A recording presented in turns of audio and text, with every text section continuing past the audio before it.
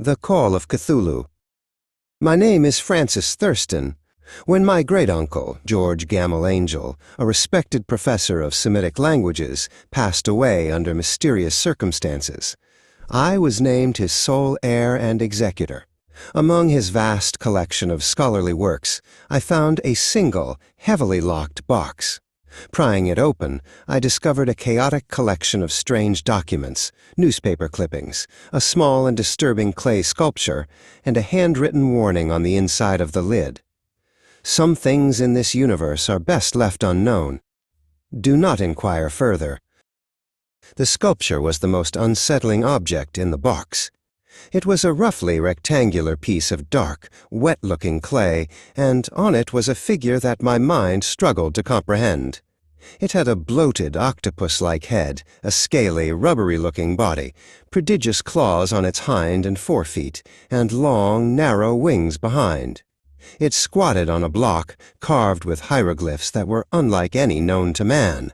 The whole thing radiated an aura of profound wrongness and ancient evil. I began to sort through the papers.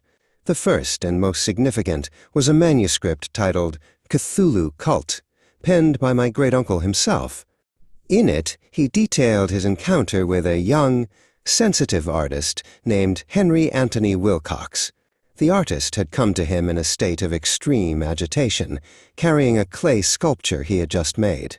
Professor Angel wrote that he was startled beyond measure, for the artist's nightmare creation was a perfect replica of a figure he had only seen described in the most forbidden and obscure texts.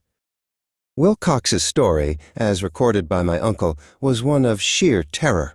One night he had a terrible dream of a great, cyclopean city of wet, green, slime-covered stone and Titan monoliths.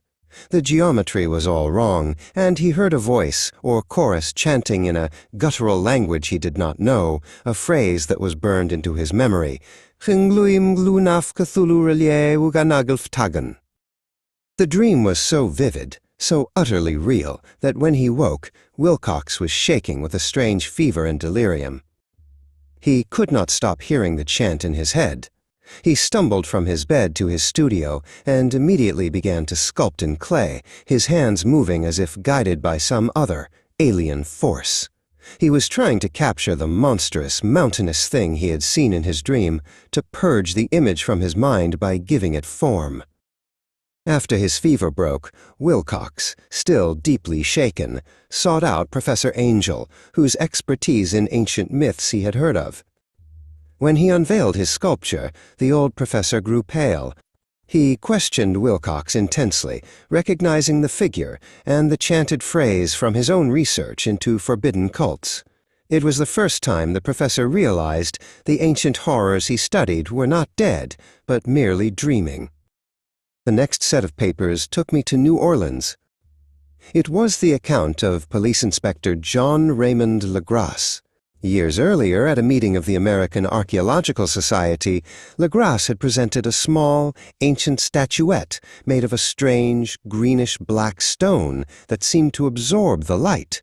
It was hideously old, carved in the same monstrous form as Wilcox's sculpture, and its origin was a complete mystery to the assembled scholars. Inspector Legrasse told the assembled scientists that he and his men had found the idol deep in the swamps of Louisiana. They had been called to investigate a series of disappearances and reports of strange rituals from the local bayou communities. As they poled their boats through the dark, cypress-choked waters, they began to hear the unsettling, rhythmic sound of chanting and the pounding of a primitive drum.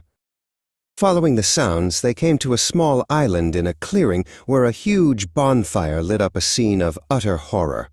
Dozens of strange, twisted figures were dancing and chanting in a debased ritual around the fire.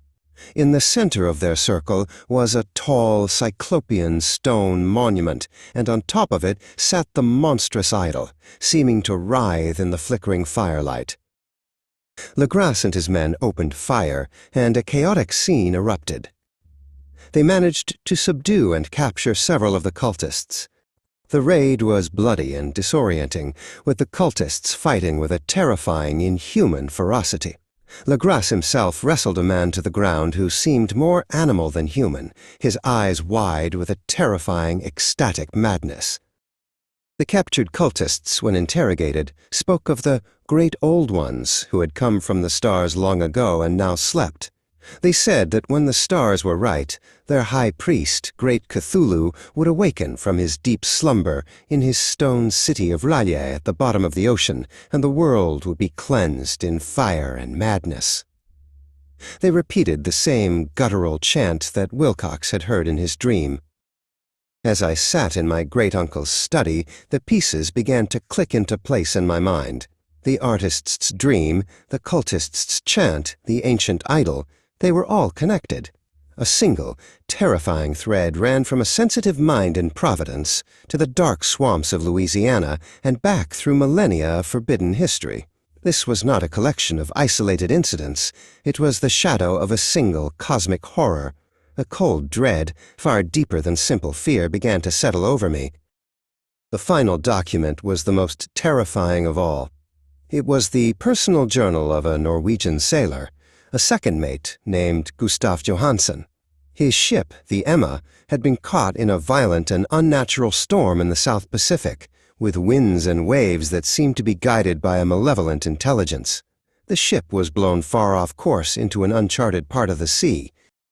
After the storm, Johansen and his crew found themselves in a part of the world that should not exist. They saw something impossible on the horizon, the top of a vast and terrible city rising from the waves. The coastline was made of immense, slimy green blocks of stone, and the geometry of the buildings was all wrong, with angles that seemed to hurt the eyes. It was the nightmare city from the artist's dream. It was R'lyeh. Driven by a mixture of terror and a strange, morbid curiosity, Johansen and a small party of his men took a longboat and rowed towards the impossible shore. The silence of the city was profound and unnerving. The air was thick with a foul, ancient stench of the sea and something else, something infinitely older. They felt like insects crawling upon the corpse of a dead god. They clambered through the bizarre, maddening city, over immense blocks and up inclines that defied gravity. They eventually came to a colossal, carved doorway, so vast that the entire ship could have sailed through it. The scale was mind-boggling, clearly not made for human hands or anything remotely human. It was sealed tight, but seemed to hum with a faint, deep vibration. As they stood before it, the great door began to move. With a grinding sound that echoed in the bones rather than the ears, it swung slowly inward, revealing a darkness that seemed to swallow the light.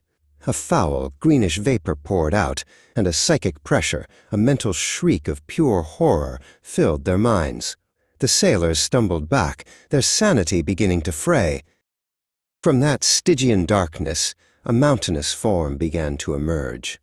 It was a living nightmare, the creature from the idols, but grown to the size of a walking hill.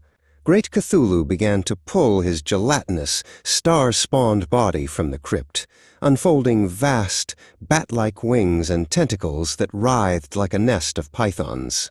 The sight was not meant for human eyes. 2 of the sailors dropped dead from sheer fright.